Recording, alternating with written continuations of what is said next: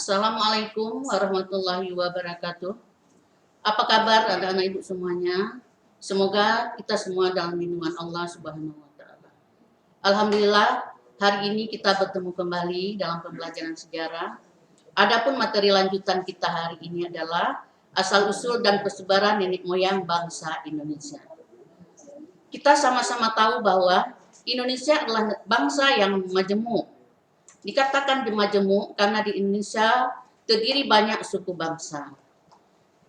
Oleh karena itu, muncullah keberagaman di Indonesia dalam bahasa daerah dan dalam bidang kebudayaan yang berlaku dalam perilaku kehidupan sehari-hari di setiap suku dan di setiap daerah. Di Indonesia ini didiami oleh 500 suku bangsa. Hal ini tentunya sangat membanggakan kita dan ini adalah merupakan kekayaan bangsa Indonesia yang tidak dimiliki oleh negara lain. Tetapi jika kita tidak pandai mengelola perbedaan itu, akan terjadi permasalahan. Oleh karena itu, perlu anak murid kami, siswa-siswi kami, untuk mengetahui dinamika dan proses persebaran nenek moyang bangsa Indonesia, agar tidak terjadi kesalahpahaman dan kita bisa saling menghormati dan menghargai. Setelah mengikuti pelajaran ini, Ibu berharap kalian mampu, yang pertama, menganalisis migrasi dan penyebaran ras asal-usul nenek moyang bangsa Indonesia. Yang kedua, menganalisis keterkaitan antara migrasi nenek moyang bangsa Indonesia dengan perkembangan budaya Neolitikum. Menurut pendapat Paul dan Fitzsarasin bahwa penduduk asli Indonesia ini adalah ras berkulit hitam dan berbadan kecil. Ras ini pada awalnya mendiami Asia bagian Tenggara yang saat ini masih bersatu sebagai daratan pada zaman es. Tetapi setelah esnya cair dan terbentuk Laut Cina Selatan dan Laut Jawa, maka bangsa ini bermigrasi ke Indonesia dan suku ini disebut orang-orang Veda. Setelah akhirnya daratan yang tadinya bersatu kemudian terpisah menjadi daratan utama Asia dan Kepulauan Indonesia. Penduduk asli yang tinggal di daerah pedalaman dan penduduk pendatang tinggal di daerah pesisir. Jadi oleh Sarasin penduduk asli ini disebut bangsa Veda. Jadi orang Veda kemudian menyebar ke timur dan mendiami wilayah Papua, Sulawesi Selatan, Kai, Seram, Timur, Barat, Flores Barat dan terus ke timur sampai ke Kepulauan Indonesia. Akhirnya datanglah pendatang baru dan kedatangan mereka dalam jumlah yang banyak dibandingkan dengan penduduk aslinya itu. Mereka datang dalam dua gelombang. Itulah yang disebut ras Proto Melayu dan Detro Melayu. Yang pertama adalah Proto Melayu atau disebut juga Melayu tua. Jadi mereka ini pada awalnya adalah berasal dari Laut Cina Selatan atau dari Yunan, provinsi Yunan sekarang ini. Jadi akhirnya mereka tersebar dari Madagaskar sampai ke Lautan Pasifik. Akhirnya bermigrasi ke Laut Cina, ke Siam dan ke Indonesia. Di ciri-ciri daripada mereka itu adalah rambut lurus, kulit kening coklat-coklatan dan bermata sipit. Di Indonesia mereka tinggal di pantai-pantai timur Sumatera Utara, Kalimantan Barat, dan Sulawesi Utara. Adapun kebudayaan yang mereka bawa adalah kapak persegi. Kemudian kapak persegi itu bermigrasi melalui jalur barat, sedangkan kapak lonjong dibawa oleh Proto Melayu bermigrasi melalui jalur timur. Suku bangsa Indonesia yang tergolong dalam Proto Melayu yaitu Mentawai, Dayak, Toraja, Alas, dan Gayo. Yang kedua adalah Detro Melayu atau disebut juga Melayu Muda.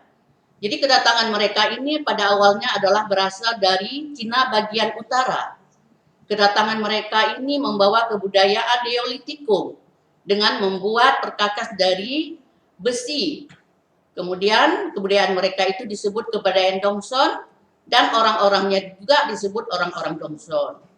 Jadi mereka ini datang membawa kebudayaan yang lebih maju dibandingkan dengan kebudayaan atau ras Proto Melayu, karena mereka sudah mampu bercocok tanam dan bertani dan mengolah hasil pertanian yang lain.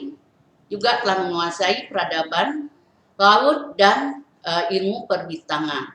Jadi mereka memperkenalkan perkakas yang terbuat dari logam dan dari perunggu.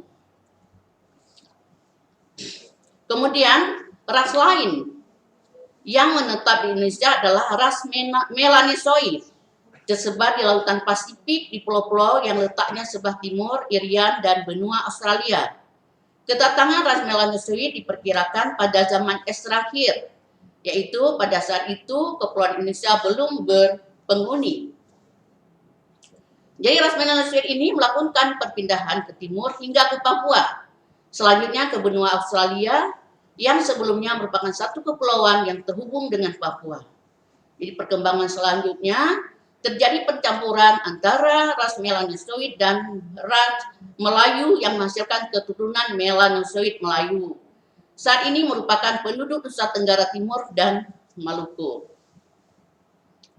Kemudian, materi lanjutannya adalah Negrito dan Wedip. Sebelum kedatangan kelompok-kelompok Melayu dan Melayu tua dan Melayu muda, negeri kita sudah terlebih dahulu kedatangan orang-orang Negrito dan Wedip. Jadi sebutan Negrito ini diberikan oleh orang-orang Spanyol karena mereka jumpai orang-orang yang berkulit hitam mirip dengan jenis atau dengan orang-orang Negro. Kemudian materi kita selanjutnya adalah teori out of Africa dan out of Taiwan. Teori out of Africa ini teori yang menyatakan bahwa manusia modern berasal dari Afrika dan menyebar dari benua ini ke benua lain berdasarkan bukti DNA. Teori out of Taiwan, teori yang menyatakan bahwa leluhur nenek moyang bangsa Indonesia berasal dari Taiwan yang menyebar melalui migrasi rumpun bangsa Austronesia. Kedua teori ini tidak bertentangan sebab kedatangan manusia modern ke Indonesia melalui beberapa gelombang migrasi. Nah, jadi untuk materi yang terakhir, dua terakhir yang Ibu sebutkan itu adalah merupakan materi lanjutan kita untuk minggu selanjutnya. Kemudian di sini ada Ibu berikan latihan, yaitu latihan pertama. Kalian cukup menjawab 5 soal yang berkaitan dengan materi yang kita pelajari hari ini.